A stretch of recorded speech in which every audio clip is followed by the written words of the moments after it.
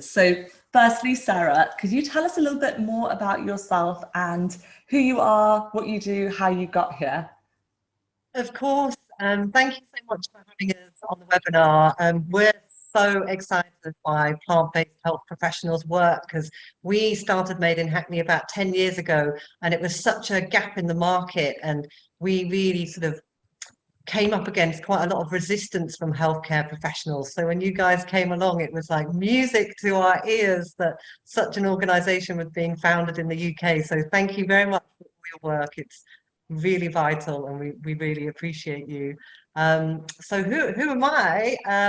I was a freelance journalist before starting Made in Hackney, and I wrote about, originally I actually wrote about music. I wrote about Black music culture. I wrote about reggae and dancehall and garage, which not the most obvious career jump from that to food and community food. But I found after writing about music for 10 years, I really wanted to do a project that was very tangible. Instead of writing about other people's work, I really wanted to do something myself that was very physical and very about working with people.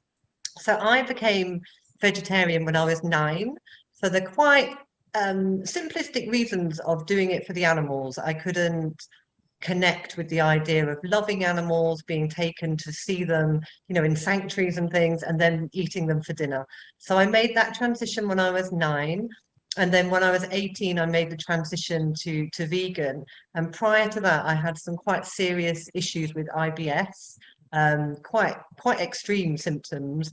And as I developed my vegan diet and became healthier, those symptoms completely disappeared. So it was a real selling point to me from a health perspective. No, I knew no one at this time who was vegan. So when I was 18, no one else was going vegan. And I would do these sort of parties and gatherings with maybe 30, 40, 50 people and do this big vegan spread. And people would devour it. People would love it. People would love the food. And they would say, oh, can you give me the recipe for that? Or could you give me the recipe for that? Or what is that ingredient? And I kind of realized it wasn't, the label veganism was a barrier at that point to people trying the food, but the food itself, if cooked well, wasn't. People loved the food. So I could see there was this gap between people's perception and what people actually enjoyed when they were eating. So I carried that thought with me for almost a decade while I was a journalist, this power to change people's diets. If you let the food do the talking, if they actually got to try the food, to eat the food, it's much easier for people to make that transition to eating more plants. And the opportunity came up to start Made in Hackney. It was a funding bid opportunity. I just did it as a volunteer, as a journalist, filled in a funding bid for a local charity, and that funding bid became the foundational idea for Made in Hackney. But it wasn't planned. It was something that just happened. And 10 years later, we've worked with sort of 30,000 people and offered classes all across the capital and have really changed a lot of lives, stomachs and perceptions about plant-based food. But it wasn't the plan, I must say. What an amazing summary, and not just in the capital. Obviously, you took to virtual classes in the pandemic, which we're definitely going to talk about. But I want to know, with Made in Hackney, how exactly did that start in terms of, what you see now is this incredibly slick operation, and you've got so many people working with you, such a brilliant team, so many volunteers. How did that actually start? How did you build it from the ground up? Because I think so many times you see the finished product of things and it's quite intimidating when you're looking on the other side. You think, wow, I can't even find a space, or I can't find someone else who wants to do this with me. It can get really overwhelming. And I know lots of people listening in today are keen to do something similar, maybe on a much smaller scale. But what would you say to that? I would say definitely don't be put off by all the bells and whistles. I was talking to someone today who wants to set up a community cookery school in Kenya. And I said to her, look, start small, do a cookery class, see how it goes.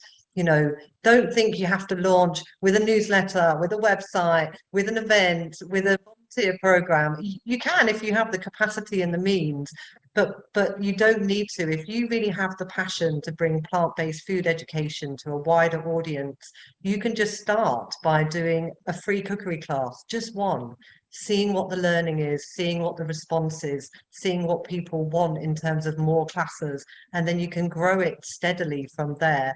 We actually launched with quite a large grant. We had a grant for £120,000 from the big lottery to build a kitchen and launch the program.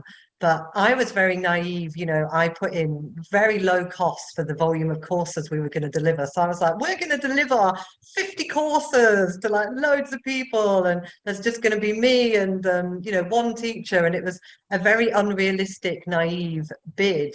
But it got the money and it got us started, and we've been learning ever since, you know, ever since that first bid. We've been adding on staff, adding on teachers, adding on a volunteer program, and it really has been quite a gradual growth over 10 years. There's now 12 of us on the payroll and about 50 teachers and about 100 volunteers. But when we started, it was me working 3 days a week, and we had a finance officer doing one afternoon, and we had 2 teachers. And that's how we started. And the first ever class was with a group of Irish women living in London who were all over 60 and all had identified health challenges, but all very different. And that was our first ever course. And it was such a good test because they came to do a healthy cooking course for the social, for a good time. They did not come to be lectured at about veganism. They did not come to be judged about eating meat. And so they very much came for a social, for the joy, for the connection. And so we really made sure that the food was about discovery. It was about trying something new. It was about really delicious flavors. And it was about surprising them with sort of how low cost those recipes could be. And the V word wasn't really mentioned until about the 4th class. One of them went, "Is this food vegan then?" And I was like, yes, this food is vegan. And that's how we approached it. But that was 10 years ago. The people are a lot warmer to plant-based eating, vegetarian and vegan labels now. But 10 years ago, there was a lot of resistance, and people thought you were a cult and you were trying to kind of lure them into something that they didn't want to, or that somehow didn't respect their culture or their needs or their lifestyle. So I think the approach that we took of just meeting people where they were and kind of making the classes a celebration and joyful was really key to our success. 10 years ago, if I'd led with "come to this vegan cooking class," it wouldn't have worked, because we want to work with people who aren't vegan. We want to meet people wherever they are on their food journey and surprise them about plants and walk them towards more plant-centered eating in a way that's really enjoyable, but it's done at their own pace. And the same with the partners we worked with. We worked with nurseries, we worked with the NHS diabetes department, and I had to sell it in by stealth. I had to say, you're going to learn how to cook healthy, affordable food that's good for people and planet. People go, "Okay, yeah, that sounds nice. I think I want some of that." But if I'd said, "come to the vegan class," they'd have said, "Oh no, I don't think so. I've got a lot of doubts about that." That's So we really had to be really pretty stealth. Yeah, pretty stealth in the early days. That's super interesting, and especially, you know, just how large Made in Hackney has grown in 10 years, the amount of people that you've reached, the people that you have mentored, that you've got working full-time, part-time, volunteers, ambassadors, supporters. It's kind of incredible how much it's grown.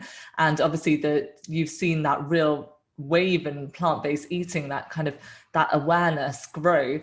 How did, you know, you've talked about the importance of language and kind of showing people that the joyful side of plant-based eating, which is so important.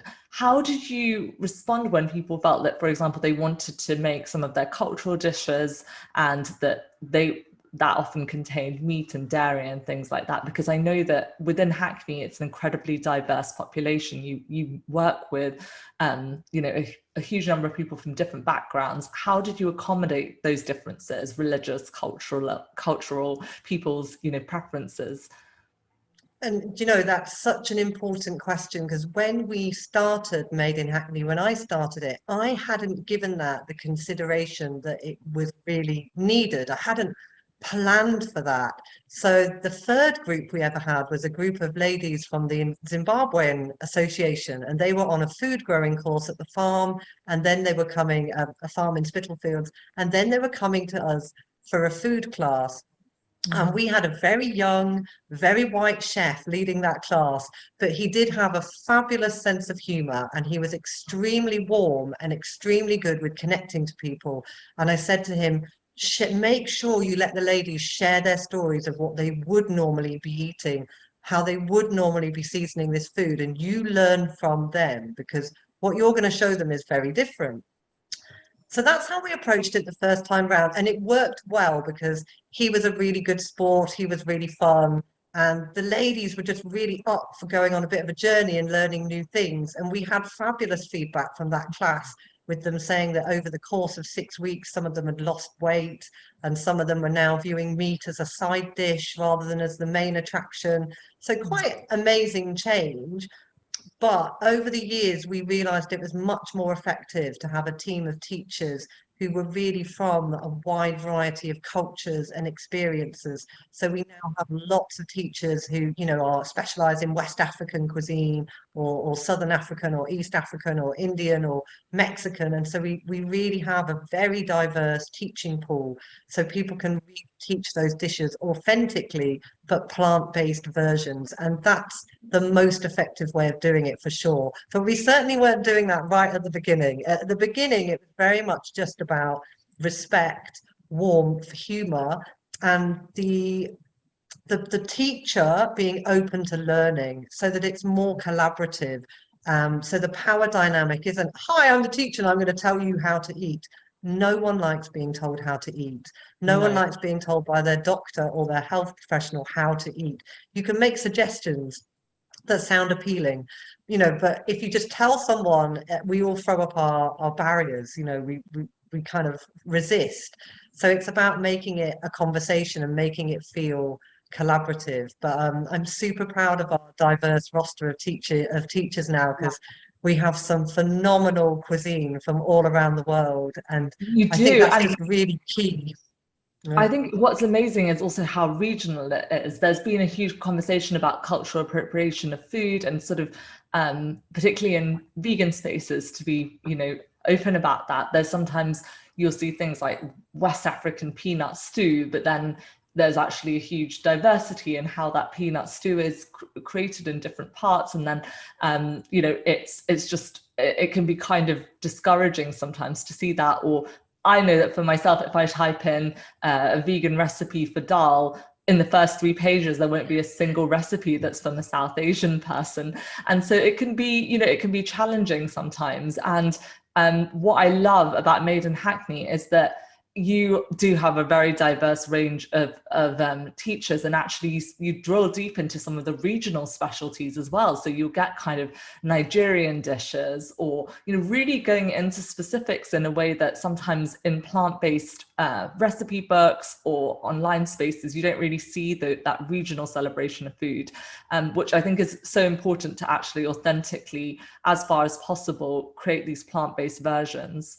And has that been challenging sometimes to reach people in some of the communities that you want to reach? How do you do that? Because we know as a small organization at Plant-Based Health Professionals, we definitely have our own challenges, and we are trying to get better in those areas as well. So what advice would you have about the authenticity and trying to reach people, reach teachers from different areas? I mean, in terms of the reach, what we've always done at Made in Hackney is we've partnered with other community organisations to deliver the courses. So we might partner, you know, with the Irish Women's Group, we might partner with the women from the Zimbabwean Association, etc., etc. So you form a bond with a grassroots group that already is trusted by that community and by those people, and they have a relationship with them.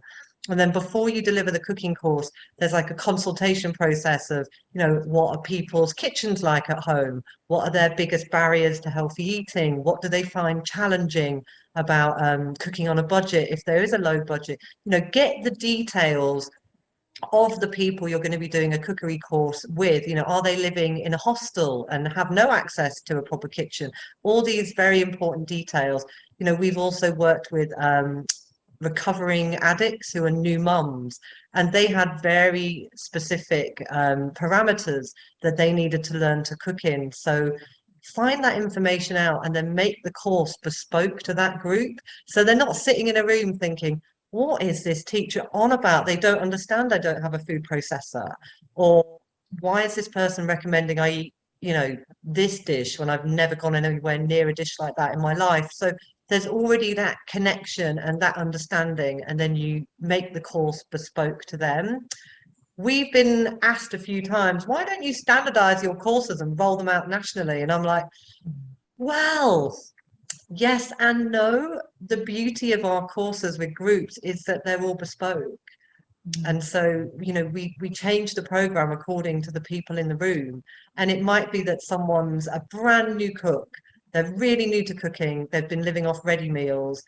What they need in a 6-week course is going to be very different to what a group of very, brilliant cooks from, say, the Bangladeshi community, but they want to make health transitions, but they're already incredible cooks. So the type of class and courses you could offer that group versus someone that really needs the A to Z of how you cook rice, how you cook pasta, are going to be very different. And I think it's our willingness to be bespoke and to make each course unique and different is kind of the key to the successful outreach and the success of the courses. If we just sort of rolled out one course for everyone, you'd sort of lose that. That's really interesting. Yeah, so kind of the importance of personalization and understanding who's in front of you, because it's, it seems to differ class to class. And for those, I've also volunteered and taught for Made in Hackney, and I can see that each class is so different. And we're getting a lot of questions, so I don't want to neglect them because everyone's very eager. So Rita's asking, where did you get your recipes when you were starting out, and how did you manage that? What was that process like? So the recipes come from our teachers. Our teachers are a mix of professional chefs, home cooks, dietitians, nutritionists, and a couple of food growers we have in there that are also fabulous cooks as well. So all of them come with their own bank of recipes and dishes that they're confident cooking. What I used to do, I used to be very anal and very controlling, and I'd look at all the recipes and I'd make sure they matched all our health criteria, and I'd make sure they were matching the seasonal calendar, and I'd be really drilled down into them and micromanage people's recipes. But as I've been doing this longer, I've found it's kind of better to give people the freedom to cook the food how they really want to cook it, and to give some guidelines about health, preferred oils and sugars and this sort of thing, but don't hold people to it with like a pickaxe, like give people a bit of freedom. And I think that comes with respecting that some dishes, a certain ingredient might be integral to it. We might think it's a bit unhealthy, but in small amounts, maybe that's okay. So I've kind of relaxed a little bit over the years as I've become more comfortable and more confident. But in the early days, I was very anal about the recipes and their nutritional profile, and no strawberries in September because it's technically out of season, or whatever the issue was. And we still do those things, but we like to trust the chefs and the teachers to kind of bring the recipes that truly resonate with them. So yeah, that's where the recipes came from. Very much the teaching team come with their own recipes. And then a follow-on question to that is, what are your health guidelines for cooking and for the classes? Are they, when you say that they've relaxed, I know that there are some guidelines, what are they, and what quite long ones. So I'm not a dietitian. Yeah. What's that? I meant, what are the main principles, the guiding principles? Yeah, so the main principles, we're trying to move people towards, if possible, eating 9 a day. So going beyond the 5 a day and striving, if possible, towards 9 a day to truly thrive, especially if you're going to be eating a plant-based diet and you're not going to be eating, meat and dairy, etc. We like to promote 9 a day, but not in a way that feels depressing for people who really can't afford that. So it's kind of information we introduce, and we say how in other countries around the world the recommendation is actually 9, and that for a while in Scotland the recommendation was 3, because it was based on likely behavior change rather than facts about what you actually need to thrive. And that people used to find that really interesting, that in England it was 5 a day and in Scotland it was 3. And a few light bulbs used to go off with people when it was like, ah, I see. So it's not necessarily 5 a day for health. It's 5 a day is what people thought was the most we could strive to consume. So we Yeah, it's talk quite even a bit about higher. that. It's like, I was just looking up, it's I know that it's higher in some countries. I think it's like 11 a day Oh, in nice. It's gone up a France. bit. And yeah, there's, I think it may be Japan where it used to be, I don't know if it still is, it was Okay. 14 a day at one point, which is a Love lot. that. Love that. So yeah, the UK, I think it was sort of that discussion of, oh, it should be 10 a day, and actually it's not achievable for most people, so let's make 5 a day. And we know that only 17% of teenagers meet their 5 a day, for example, in the UK, and that only 1 in 10 UK adults meets their fibre recommendation every day, which is shocking. So it shows that, you know, but I think that, so what you're saying is that you want to give people the information and empower them with the actual information, and then let them decide Totally. about shaming. Because if you're eating 3 a day, you might think, oh, well, I'm close to the 5. But if you knew it was actually 10, you'd know that 3 was probably not doing you so much good. So I think it's good to arm people with the information. We have quite a long food policy on our website, and it talks about, you know, we don't really do any deep frying in our classes, occasionally for a carnival themed class, but really we don't do any deep frying. We don't use any refined sugar. You know, we try and use as much as possible seasonal produce while still allowing produce for international cuisine, because it's not really fair to say everything must be local, because then you can't make authentic dishes. So yeah, it's quite a long food policy that you would have read, really. You would Yes, have I read it. have. So everyone who's interested, you can check that out at madeinhackney.org. And there's actually a really great booklet which has loads of low-cost recipes as well as like the food policy. And I think it's really helpful to have something like that, a principle in place, especially as you grow, so that it can be adaptable, but you know where you stand on certain things, because otherwise it can quickly spiral or snowball into, you know, everyone's own Yes. interpretation. Yes, exactly. And also when we started, we were the first organisation to adapt the Eat Well plate to being a plant-based plate. So we have a plant-based version of the Eat Well plate, and we're really excited. We're soon going to get a plate for West Africa and Afro-Caribbean diet, specifically from the Diverse Nutrition Association. One of our trustees, Melissa St. Hill, is going to adapt the plate so that it's a plant-based version. They've just created one that's you know, inclusive of meat and dairy, etc. And she's going to adapt it for us to use, because I think it's so beautiful to have a plate that really represents everyone's cultural cuisine. So maybe one day we'll have like 20 different plates, and that would just be amazing resource to use. Yeah, I've seen that. That's fantastic. We have our own plant-based Eat Well guide on our website as well, which lots of GPs use and other health professionals. And I think Brilliant. it's really helpful to have that visual tool, because not everyone, it goes in sometimes differently. Different people absorb things differently, and I think that's wonderful. So lots of questions from people who are passionate about this space and want to start things of their own.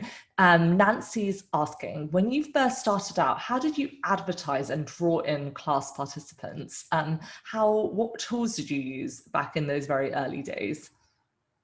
So we've always done 2 types of classes. The 6-week classes, which go to one specific community group. So to promote that, we would build the relationship with that partner group, such as, you know, Mind Yourself was the organisation with the Irish ladies. It might be an educational group called Inspire, whatever the community group is. And we would advertise the course to that group, get their buy-in. We'd tell them how much the course is worth, but we were going to offer it to them for free or for a very small donation. We did learn that totally free meant that sometimes the partner organisation forgot to promote it because there was no investment. So then we started charging these partner organisations like £50, £100, but that's for like a whole 6-week course for 12 people. So it's very, very cheap. But then we knew they would actually promote it to their service users. and there would actually be buy-in, because we did have a couple of courses where no one turned up because the partner organization, because they hadn't paid any money, it was kind of easy to forget about it, to forget about the conversation. So for the 6-week courses, it was very much about partnership working. That's how we got people into the cookery school. The fact that the courses, I'd said, you know, this course costs about £1.5 grand to run, and we're offering you it for £100. That seemed to really get buy-in and commitment from people. It wasn't so much you're going to learn to eat amazing plant-based food and change your life and do something that's good for the planet. Oh wow, we're being offered this really amazing resource that's valued at this much money for £100. That's actually what helped me sell it in those early days. And then the classes that are open to the general public and anyone can turn up, we reached out to things like the local learning trust, job centres, our local NHS groups, and we spent a lot of time building up a database of these contacts and community groups. Initially, we probably had about 70 contacts on it, and we would advertise the classes to those groups, and then the general public would book on. So we did quite a big piece of ringing around, introducing the cookery school, introducing us, had a lot of cups of tea with a lot of people. And as much as possible, we brought them to the cookery school for them to see it, so they could see it was a real venue and it was professional looking with professional equipment. So there was a lot of legwork in the early days to get people to take us seriously as a service provider that they felt comfortable recommending to their clients. So yeah, there was quite a big piece of work initially about that. So I hope that answers the sort of advertising question. And how many would you have initially in a class? I know that you had the different classes, but how many people would you have? And what did you charge exactly to kind of start off with the more expensive ones? Because you mentioned that the other ones were kind of a smaller donation and so on. How did that work? So we got funding from the big lottery at the time to run these courses and classes for the community. So our community classes that anyone could sign up for were by donation. And sometimes people made a donation of £5, sometimes people didn't. We very much wanted people to be able to come and give a donation if they could, and if they couldn't, no biggie. It was very flexible. And then the courses, like I said, that the cost is at £1.5 grand, but actually, I mean, a bit cheaper than that, but that's full cost recovery. We would, you know, just charge £100 to the group for that commitment. So we got funding, you know, from trusts and grants to run these courses. A little bit further down the line, when we've been open maybe 4 or 5 months, in our original business model, we were going to rent the kitchen out all the times when we didn't have cooking classes. That didn't go so well. We did not have rental clients knocking on our door. So I realized we needed another income stream. So that's when we launched our masterclass program. And at the time, we were charging £65 a ticket for a 4 to 5 hour experience. And over the years, that's now gone up quite a lot. And we now charge between 100 and 150 for a sort of 4 to 7 hour experience with us. We're in a much nicer venue now, and we really know what we're doing now. And the masterclasses are just incredible, like, you know, really amazing sourdough classes or fermentation classes, and with Michelin star chefs, or even just really accomplished people who know their craft and know their art. So you get, I think that you also have things like, you know, birthday experiences, or people can buy them as gifts, which is really lovely to, you know, I think a lot of people like to gift experiences rather than you know, things, and it's a lovely experience to share with someone, this kind of experience of cooking together. Has that been quite popular, the sort of gifting aspect, and people bringing someone along that they're dating or that they love? Or Yes, yeah. I mean, it is really popular, but I would say the sweet spot for selling a cookery ticket is between £30 and £40. But in order to make that work economically, you really need a lot of bums on seats. You need sort of 20 to 30 people to pay the staff, pay an assistant, keep the lights on, buy the ingredients, and make money for your charity. That's kind of the juggle. But our venues have always been small but perfectly formed. So you know, we're getting 10, 12 people in a paying class. And so, you know, we have to charge quite a bit more, and it's a more high-end experience and the classes last longer. But if you can get yourself a big space and, you know, get 20 or 30 people in and charge £30, you'll find that that price point does really, really well. Our online classes are priced at 20 to £30, and you know, they do really well. But it's a more higher end offer, the sort of £100 to £150 point. So you have to work a bit harder to find those people. That is so helpful. I really appreciate you kind of drilling into the specifics, because I know everyone on this session really wants that. And so you're getting very different people basically who are attending the masterclasses as opposed to the other classes. Do you see much crossover? Is it quite different in terms of obviously people spending that kind of money on a masterclass? It's reaching a different type of Yeah, people. it definitely reaches a different crowd. There is some crossover, which is lovely. People will save up to come on one of our master classes, and they'll say, I came to your community classes, but I've saved up to go on this one or that one, and it was amazing. So there is definitely crossover, but we market it at a different crowd. We make sure our communications is very much the community classes go out to community venues and sort of support services, supporting people not necessarily during crisis always, but during challenging times. And then the masterclass program goes out to, you know, like places like Whole Foods and Planet Organic and people who, you know, you've got some income to spend. But I would say when you open your cookery school, you can't do all things for all people at once. And you know, you might not want to launch with all these different strands. You might want to start with your core community provision, get funding for that, and then start to explore what you can do to bring cash into your organization, because it takes a lot of time, and both products require and services require quite different details. The sorts of details we go through with teachers who are delivering classes that people pay £150 for are very much about equipment and experience and how many skills they're learning in a session and how much tasting has happened and how much practical skills they get to do.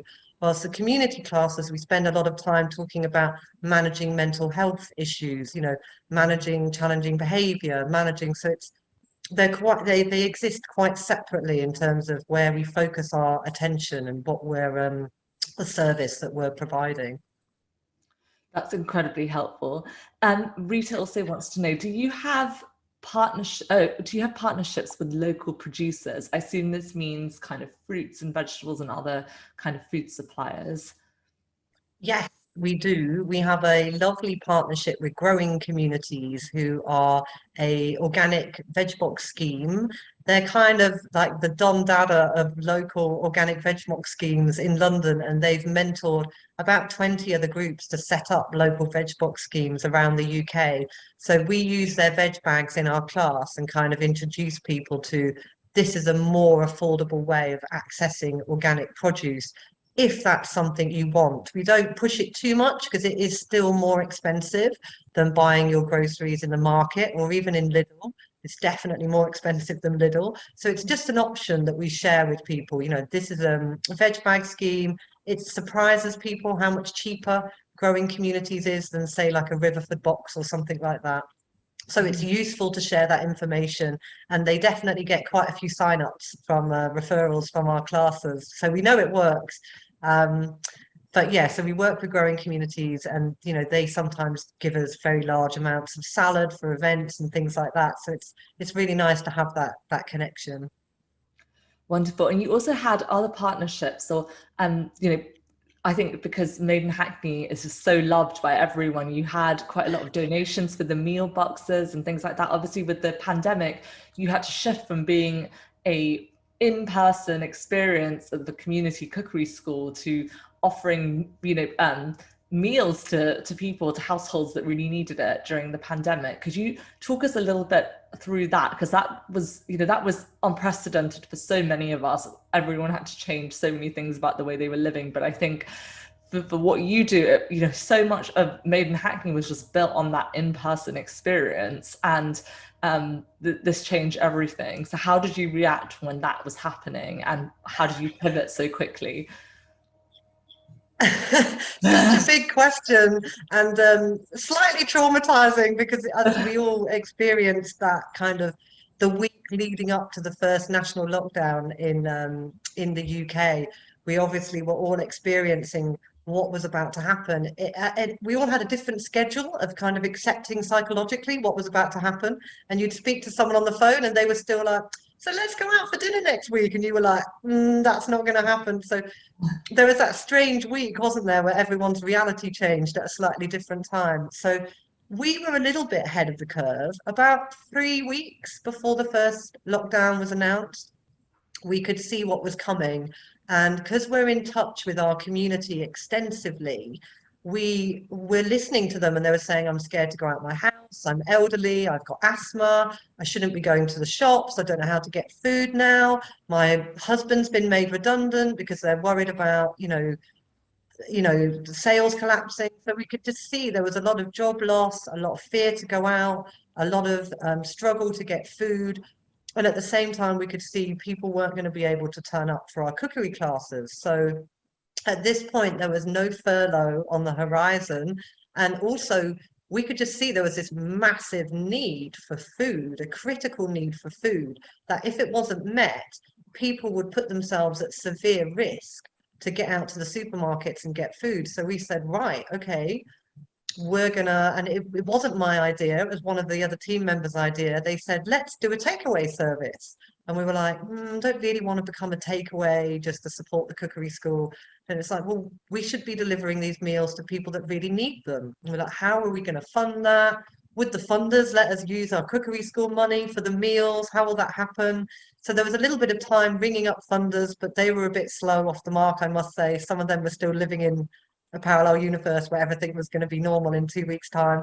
So we thought, right, we're just going to have to do this. The council aren't ready. We're not getting any sense out of the council. We're not getting any sense out of our funders at this point. They did later down the line. We're just going to have to design the service, launch the service, fundraise for it, and just do it, because we're not getting any sense out of the sort of channels that we imagined would support us. But that's, I think, because they're quite big organizations like the council or some big funders, and it takes a long time to turn their ships around, right? Whereas we're small and we're nimble, and we can just meet in a room and say, let's do this, we need to do this. So that's what we did. So to be fair, we were in a sort of better position to make such a big change. And so we partnered with a restaurant called Angelina's, who do gourmet kind of Asian Italian fusion food, very expensive. So not our usual partner. And they did all the cooking for us because they had a beautiful, very professional kitchen and all the team on standby to cook for us. And we did the fundraising, the outreach to the community, and managing all that data pouring in. So we had a lot of very vulnerable people with all their contact details coming in. So we managed that side of it and the actual delivery of the meals. And we realized we would be a very critical contact point for people that were now suddenly isolated. And so we developed systems for how our meal delivery couriers would refer people on to social services or other support groups, or the police in some cases. So we kind of fought through this whole system, and we launched it within 3 weeks, from idea to fundraising to the whole thing. We just launched it, and within about 2 weeks of going live, we were delivering to 500 people a day, one meal a day, during the height of that pandemic. And you did some fantastic welfare calls for us on the telephone, didn't you?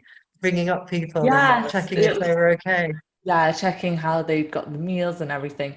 No, I've heard you talk about this on some podcasts as well and go into more detail, and it's just absolutely just gives me goosebumps, because it's just such an amazing, just what you did is amazing. And I know that you've supported, thousands of people in the pandemic who would have really, speaking to people on the phone, realizing that this was really, they would have really been out of options, it really brought it home, I think. So yeah, thank you so much for all the work that you do. I want to get through some of the lovely questions. The questions. They're coming really fast. Vicky has said that she said that's amazing hearing about the lottery grant. She said this earlier. Our local council was looking at giving us a grant to do plant-based cooking classes, films and talks in Buckinghamshire. And they've had a couple of events and hoping to start in January, but they're realizing that the starting costs and time involved can be much higher than they thought. Are there any other places that, which is definitely brought it home this session, but are there any other places that you would go for grants or any recommendations that you would have? And do you have to register as a charity first before you can get these grants? So there's a few questions there. Some funders, you have to be a registered charity or a CIO or a form of charity. Some funders will accept grants from community interest companies, which are less administratively heavy to launch and start. A few funders will also accept grant proposals from individuals, less funders for sure, but there are a few out there. You can look out for funding on things like the Directory of Social Change. There's also some other local councils tend to have newsletters with funding options on. So ask your council if they have one of those things. But definitely the Directory of Social Change. There's a few grant portals online. You can key in what you're going to do for your program, what your outputs are, and then it spits out what funders might be suitable for you. There's hundreds of funders, so I'm not going to kind of list them all, and they're quite area specific. So it is a case of you guys doing a bit of a research piece as to who those funders are. But if you have no status as an organisation at all, that will make it quite challenging. So you do ideally need to set up as something. You don't have to go the whole 9 yards and become a charity, because that is quite an administrative burden. If you want to stay more nimble, you could be a CIC, a community interest company. I don't think you can get gift aid on donations, but you can apply for grants and things like that. That's what we remained as plant-based health professionals as well. For everyone who's listening, we're a community interest organisation. One of the questions that's more specific is how much of your income is from grants, crowdfunding and so on, and how much income comes from people who pay for courses? Well, this is an interesting question, because in 2018, we were very proudly 50-50 split. So I think even 2017, so we launched in 2012, and by about 2017, we were 50% grants and fundraising and 50% selling stuff, whether that was our masterclasses or corporate volunteering days or vegan cheese supper clubs. We have a bit of a specialty in vegan cheese supper clubs. So actual sales, it was 50-50, and we were very proud of this. And then interestingly, as we've got bigger as an organization and our work's become more well known, but we haven't secured a larger premises. We've got a beautiful premise right now. It's stunning, but it's still quite small. The enterprise has become smaller, and the sort of philanthropic fundraising grants has become bigger. I also think that's skewed because of the COVID year. We couldn't do events, we couldn't do classes other than online, and we really went hard for the the donations and the grants, etc. So that the COVID year, the first year, it was really sort of became 80-20, so 80% grants and fundraising and 20 enterprise. So it's going to be really interesting how that moves back now that I'd say we're only just in full flight now again, with masterclasses and the venue opened, etc. So it's taken a while to kind of pick up speed again. So it'll be interesting what the split is. I think it'll be more like 70-30, because the community meal service is quite a fundable proposition. It was during the pandemic, but as we continue with that, it becomes less and less attractive to grant funders. So it's going to be interesting how we fund the free meals going forward. Super interesting. And one of the questions from Graham and Annette Henry is, what ratio of men to women do you typically get on your courses? Great question. So Made in Hackney is such a matriarch, from the staff to the volunteers to the participants. It's probably 80% women and 20% men. So we do quite a lot of work where when we do our 6-week courses, we make sure we offer them to groups that focus on working with men. We had an incredible group where it was all men who were living on their own and they were over 60 and they were sort of learning to cook properly for the first time. And that course had such a profound impact on them that they launched on their estate the Men's Vegan Cafe. And whenever the community has like a fun day or a celebration event, these 60-year-old men do the Men's Vegan Cafe and they like cook soup and stew and stuff and they sell it to the community. It's amazing. I never saw that coming. When I met those guys, I never saw the Men's Vegan Cafe coming. I really didn't. So that was a pretty beautiful thing. But yes, it's 80-20 split, I would say. A few classes surprise us, and there's like 6 guys in there out of 12, but generally it's very female heavy on the gender front for sure.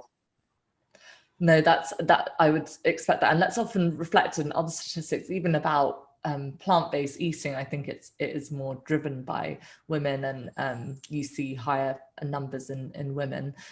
Yeah, plant-based health professionals, we have, I think on our team, it's almost entirely women, but yeah, we have lots of lovely men in our membership as well, and everyone's equally important. Obviously, we need everyone to shift the needle in this movement. One of the questions is, how did you build your relationship with NHS groups? How did you convince them that you were a credible approach to health that they would be happy to endorse? And this is from Nancy. And this obviously comes from the same place we're coming from with PBHP, that, you know, with plant-based nutrition and getting that more widely accepted as well. But how did you do that within the NHS? It can be a lot of admin and a lot of things to get through to get into it. I'm laughing because slowly, carefully, and diplomatically. When we first opened, I was, you know, bold as brass, went to the local diabetes department at the local hospital and was like, we're offering these amazing courses. It will be fabulous for your diabetes type 2 patients. You know, you should get involved. And they were like, who is that with her lack of qualifications and her cookery school? And and when I said it was vegan, it was like, oh, she's clearly insane and she's just got this crazy project. And there was definitely massive pushback, but I just made sure I wasn't kind of triggered by this basically being looked at like I was unclean. I really was. And I just thought, I've just got work to do. You know, they're laboring with information that's quite out of date, and their training didn't include plant-based food education. So just be patient and be in it for the long run. And some of the professionals that put up the most amount of resistance at the beginning, they now happily refer their diabetes type 2 patients to our programs regularly. So we just built that bridge quite slowly, carefully, and very respectfully. We invited the dietitians to come down to our classes and observe. We made sure we said to the teachers, if you're not a doctor, don't pretend to be one. You're there to teach cooking and to inspire people to eat more vegetables, legumes, grains, and seeds. Don't start spouting health knowledge that you're not qualified to do so. So we were very careful about things like that as well. And it was just a slow burn. I think it would be much quicker these days because you will find your plant-based food champions within the NHS. But, you know, back in those days, there weren't many champions to find. So it took longer. And when we did our first collaborative program with our local NHS and their type 2 diabetes patients, that for me was a real emotional landmark achievement. It was about 2 to 3 years ago, because of the pushback we'd had at the beginning and because of the coaching I had to give myself not to be rude and not to take it personally, and that they'll come round eventually. So just win people over with sort of your relentlessness and the quality of your service, and being consistent. So we didn't go away. You know, I think it was really important for the practitioners to see us and our classes repeatedly for quite a long period of time before they trusted us. But like I say, you might have a speedier journey these days. Let's hope so, because I think there's much more wisdom and acceptance about plant-based eating than there was in 2012. Yeah, I mean, Dr. Shireen Kassam, who's the founder and director of Plant-Based Health Professionals UK and who does an amazing job, puts out a newsletter every single week with the latest evidence-based roundup of the latest nutrition studies that cover plant-based nutrition. And we know that it's included now in national and international guidelines for so many of these chronic illnesses, whether it's type 2 diabetes or heart disease. So I think that there is growing awareness, although it's perhaps not as quick as all of us here would like. One of the questions that came up is, locally, this is from Sue, she says, locally we found it difficult to actually find the people alone at home who can't get out and are in need, short of door knocking. Are there any suggestions for how to reach those people? Do you know, door knocking is amazing. You will never beat door knocking, actually going around and knocking on doors and trying to talk to people. You can also build relationships with social services. But remember that if they're in contact with social services, those people already have some sort of service provision. So you can also connect to local GPs.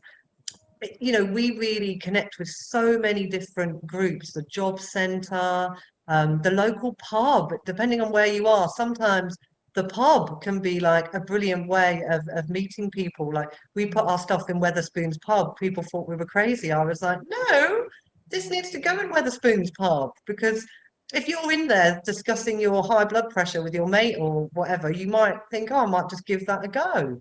You know, so Yeah. it's kind of being really broad with your outreach. Nothing wrong with door knocking. Door knocking is a fabulous method. It's a long method and it's a hard work method, but it's a good one. It's a really good one. That's so wonderful. Yes, you mentioned right at the start as well, like reaching people at the job seeker center and kind of just being really plugged into the community. That's what I've got from everything you've said, is really, really being tuned into all these different avenues, whether it's like the hospitals or the pubs or whatever. It's like really embedding yourself in the community. That is what is just incredible about Made in Schools and Hackney. nurseries as well, for sure. Nurseries were a bit like ground zero. Can't have a vegan organisation in a nursery. And it's like, yes, you can. So if you go in again with this really high quality, free or very low cost offer, but it's really high quality and really enjoyable, then suddenly they'll accept your vegan program. That's what I found anyway, because budgets are short. People want activities, people know they want healthy eating. So if they don't know they want veganism, they definitely know they want healthy eating. And they definitely know they should be doing something with sustainability, even if they're not quite sure what. So if you can turn up and offer that without giving veganism the hard sell, it can really open the door to kind of getting into spaces and places that might traditionally have been a little bit hostile to your offer. Marissa, one of our members, is saying she noticed a lot of public health programs are now giving out plant-based recipes, which is wonderful. So I've actually seen so many people connecting in the chat, and even someone saying that they live in the area so they can volunteer at someone else's community initiative. And that is just wonderful. And if you are passionate about this topic, then make sure that you do connect with other plant-based health professional members and do one of the virtual classes as well with Made in Hackney. If you're not based in London, it's so incredible. And you can really learn some new skills. I was making amazing food in the pandemic, like in the lockdowns rather, last year, and now they have slipped a bit now that I feel like I was just making incredible meals when I was doing all these virtual classes. But yeah, they are so incredible. And I've actually pasted the link to the website, which has a lot of information. Sarah is, I could talk to her for hours because she literally knows everything about everything in this area. And even things like your previous life as a reggae journalist, we didn't get to cover so much, and you've juggled so much, especially in the last couple of years. You've been, absolutely relentless in making sure that the people who need it have benefited from everything, from plant-based meals and bringing together communities. You've just done such an amazing job. And actually, I was going to mention the National Food Strategy did mention the community cookery schools could be a good way of reducing food inequalities. Obviously, the current government isn't doing anything really about that, but it was a nod to community cooking. I think for the first time, the National Food Strategy actually mentioned it. So if you are passionate about this, then definitely pursue it. I posted the Made in Hackney crowdfunder in the chat, and I highly recommend everyone, if you have got some spare change, and you can share this with anyone who's interested, because so many people do give, particularly in the lead up to Christmas and holiday season and so on. And if you're looking for something to donate to, I mean, I have seen with Made in Hackney, it goes to the people that do need it most. It actually benefits not only the people there, but the wider community as well. What is your mission, Sarah, just to end on that note, with this crowdfunder? What are you trying to achieve? Because I know you have big aims with it. Yes, so we're trying to raise £150,000 in 6 weeks so that we can keep continuing the food support service for the whole of 2022. We've kind of been going from a little bit of money to a little bit of money and keeping the service alive that way. It's very difficult, as all of you will understand, to plan a professional, consistent service if you don't have the money in the bank. So the idea is to raise enough money to fund it for the whole of 2022, to give the organisation and the community that security. And then bigger picture next year, it's our 10th year anniversary of Made in Hackney, which is very exciting. And we are very excited to start developing some sort of national and global mentoring scheme to really accelerate the movement of plant-based community kitchens around the world. And if we can share some of our 10 years of learning, hopefully it can get other organisations to where we are now in 2 or 3 years instead of 10 years, because we haven't got 10 years to make the changes we need to make with people eating from the industrialised food system to move to more plant-centred eating. We don't have another 10 years. So we're hoping that our experience can be useful on a much wider stage and platform. So kind of watch this space as we try and get that funded. That's the next project. Everyone is so full of praise. They're saying that's an amazing idea. It was lovely to hear you speak, Sarah. Made in Hackney rocks. And, you know, there's just like such lovely comments. But I think that's fascinating that you're going to launch that. Hopefully some of our members can get involved, because we have so many health professionals and others who've attended this and who want to do something similar. And I think that could be really incredible. Everyone is saying that they're feeling really inspired, fascinating, amazing idea, you know, really lovely comments coming in. But thank you so much, Sarah, for sharing that. I will keep circulating the crowdfunder, that people have asked how they can join classes and so on. If you're based obviously in Hackney, there could be opportunities in person. There's, you know, if you're based in London, obviously that's one way to experience Made in Hackney, but the virtual classes are great. I think I'm teaching another oil-free Indian cooking classes with my mum, who's a gynecologist and an ambassador for Made in Hackney. And that's always got lots of nutrition tips and things in, but there's loads of classes, you know, that are throughout the year, and you will find something you like, and yeah, that suits you. But I think all the classes really do prioritize plants. So I think even if you have got particular health considerations, like if you're following a gluten-free diet and things like that, they always seem to provide options for everyone to be involved, and you can always check with the teacher beforehand and things as well. So definitely give it a go. You don't need to be an amazing chef. And actually one of the good things about doing it from your own kitchen is no one can see what you do, what you've done if you mess it up. But yeah, it was amazing to speak to you, Sarah, and to share your time. I know you're an exceptionally busy woman, and you have been working incredibly hard to get this crowdfunder off the ground. So I just want to thank you, because I love to get different guests onto this program, and you were our first ever webinar guest. I think you blessed us, because the program then got a bit more funding for this year, and we've been doing it for over a year and a half now, and we meet every 2 weeks with a new guest. And so it's just been really lovely to have you back to round off this year. You started us off, and now you're finishing the year as well with us. So thank you so much for your time. Oh, that's so lovely. I didn't know I was the first webinar guest. I didn't know that.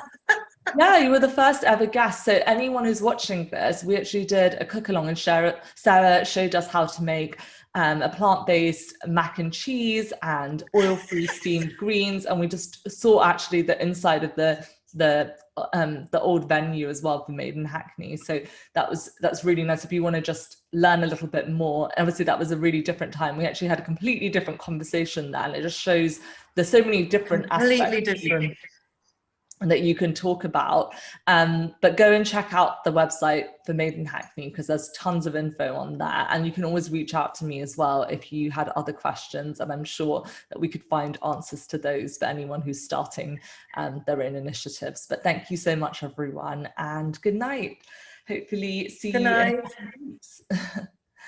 Bye, everyone. Thanks again.